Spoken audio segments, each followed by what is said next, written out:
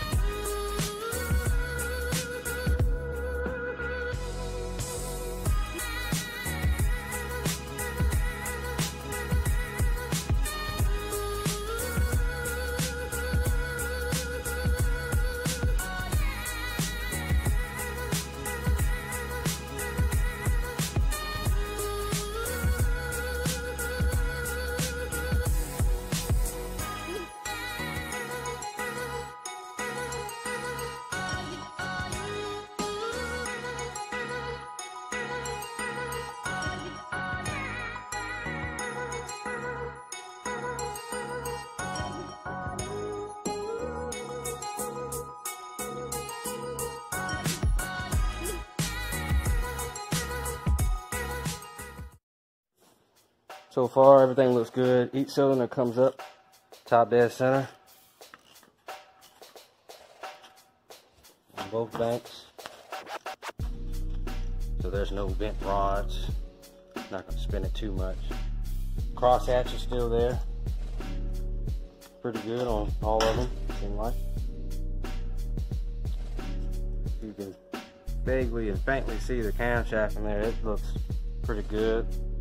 Color tells you a lot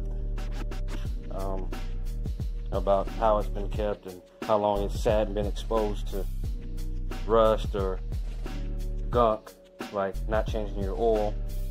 And so far it looks pretty good, other than the fact that it is aluminum and not iron. Iron has a lot more things going on, but this one looks pretty good so far because the bore sleeves are iron and they look great. There's no rust at all. Just a little carbon buildup on top of the pistons, but that's completely normal with any engine from 200 horsepower to 1,000. It doesn't really matter. So far, looks good. I'm just going to pull the pan and look at the bottom, and that's it.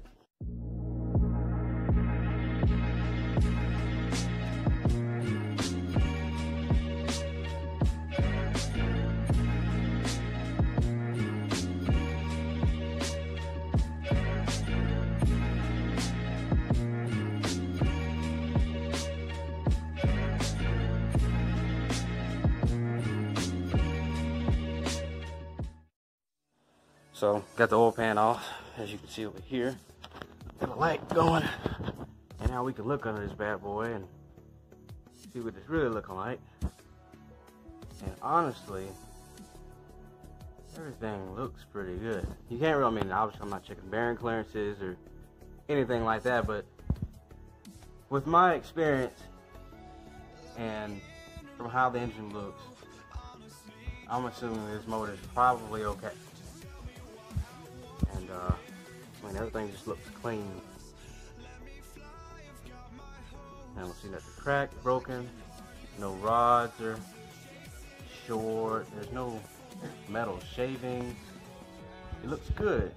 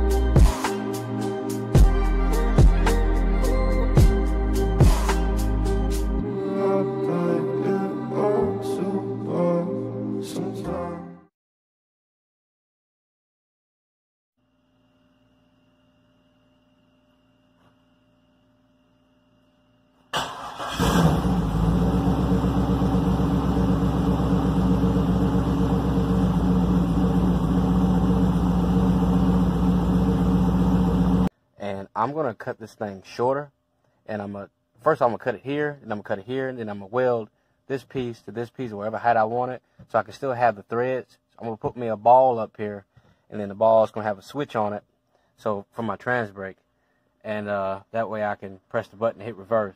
So right now it's in neutral, and then you just slide it back for first, second, third, and that's it.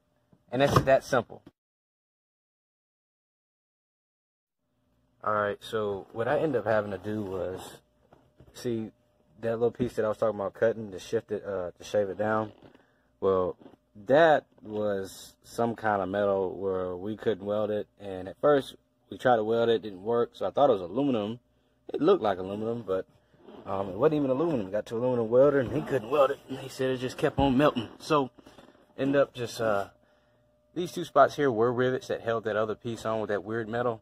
So, just drilled those rivets out, and I went to Lowe's and got me some bolts, nuts, and lock washers and stuff like that. And I took a piece of metal, grind it to where the thickness of that other shaft that was in it, and welded a bolt with the specific thread that the other shifter handle was. I think it was 20 by 1.5 standard. And bought this ball from Marketplace for like $2. Literally, I went up to her and she says $2, and it was marked down from 5 to 2. Got it. The threads were much smaller, so I drilled out the bottom side of it, took a set and just re-threaded the inside of the ball so it fit on this bolt, and painted it. And then I mounted it on here. Then I went ahead and tied me a button in. That's just temporary. I'm gonna make a little bracket that sticks out and weld it in, and anytime I press the button, you hear the click. That activates my trans brake, and at the same time, when the car is running, it also activates my two-step. So I am good to go.